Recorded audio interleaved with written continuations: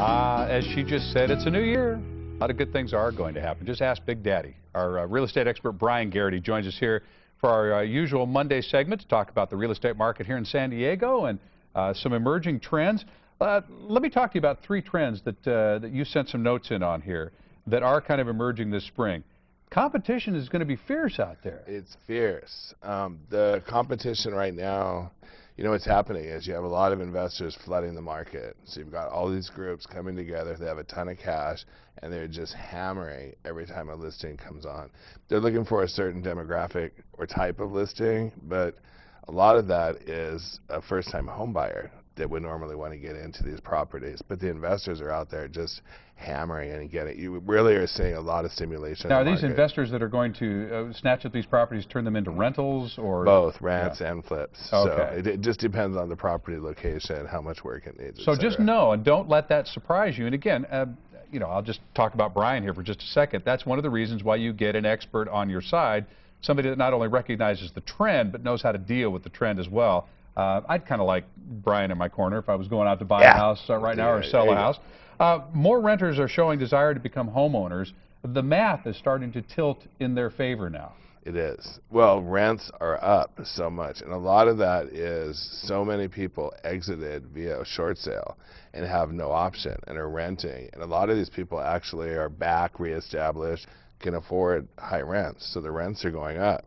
But they did a poll, and of all renters, I don't know what the exact demographics were, but 60% of the renters said they were willing to up their lease again. Now, that's the lowest it's been in like 5 years. So we're starting to see a trend of people wanting to get back into homeownership, which is a good thing. Now, I would really recommend, though, that people come to you and sit down with you and do the math to make sure that it financially makes sense for them, because there's things like, you know, the deduction for mortgage interest, that works in your favor, but there's other things like, you know, having to take on all the utilities and all the upkeep and the maintenance and so forth. You have to get a true dollar figure to know what you can really afford, and that takes, again, somebody with some experience. So condos and the HOA fees can be really prohibitive, really crazy. It's like, my HOA fee is $800 a month. I mean, that's steep. And mortgages can be a little pricier, possibly. Here we go. We're going to. There's a lot of factors that go into these mortgages getting pricier. Congress passed through the president, like the payroll tax deduction. Well, that's going to get paid for via the passing on of the mortgages. You have the Fannie and Freddie, they package them up, put them out and buy them secondary market. That's where this is going to get made up. So you're going to see higher prices on the mortgages, maybe by a quarter, 3/8, whatever, but it's still so low. It's a great time to buy. It really is. I mean, mortgages are so low, but it's going to start trending upward. This isn't going to last forever. Now, I've only got about a minute for this, so I think I can only get to one question here, but this is asked by Drew and Luis of Hillcrest. Can you explain the difference between HAMP, H-A-M-P, and HAFA, H-A-F-A? What does it stand for, and how could this help us in selling our home that is not upside down? We cannot get a clear answer from the bank. Well, imagine that. They couldn't get a clear answer. Wow, that's crazy.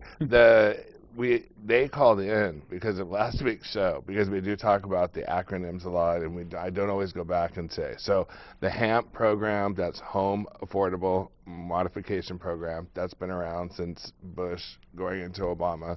That's the modification program with the bank. And the other program was HAFA, that's a home affordable foreclosure alternative. So that's, if you can't get modified, here's options to foreclosure: short sale, deed in lieu. Deed in lieu means you give your keys back to the bank. There's a process there. We're going to talk about it later. But the reason they're not getting a clear answer from the bank is they don't qualify for either program. Those programs are designed for people who are underwater or people who are behind on payments, etc. They don't. So these folks are not upside down on their property, so there's really nothing out there to help them. Not with those two programs. Except for a good real estate agent. You got it.